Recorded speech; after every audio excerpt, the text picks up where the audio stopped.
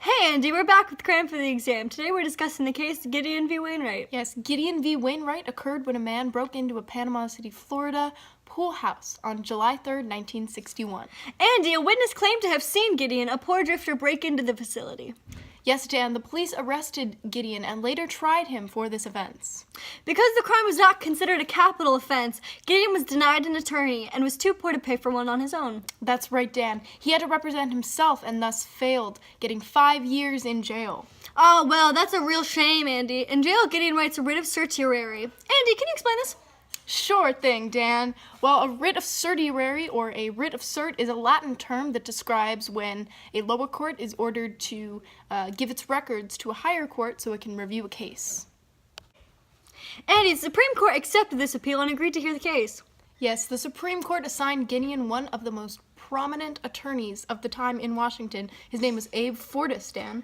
Fortas delivered the oral argument, Andy, that Gideon should have been given a lawyer due to the 6th Amendment, which gives the right to counsel, and the 14th Amendment, which establishes equal protection, Andy. That's right. The Solicitor General represented Wainwright, the opposition in the case. He argued that the states, Dan, reserve the right to choose what special circumstances they can appoint counsel to defendants with.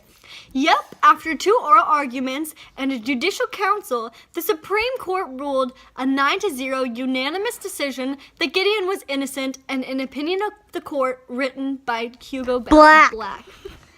So, Andy, what's important about this case? Well, Gideon v. Wainwright expanded the rights of defendants and all citizens, saying that states had to guarantee all defendants, no matter what the crime, a right to counsel.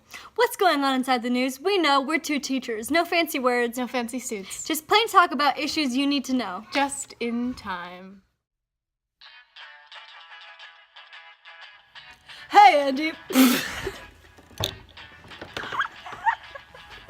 Dude, when an unidentified man broke into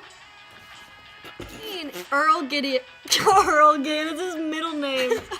Another effect of this was to establish and further defendants' rights. What's going on inside the news? We know, we're 2 teachers. With no fancy words. No fancy suits. Just plain talk about issues you need to know. Just in time.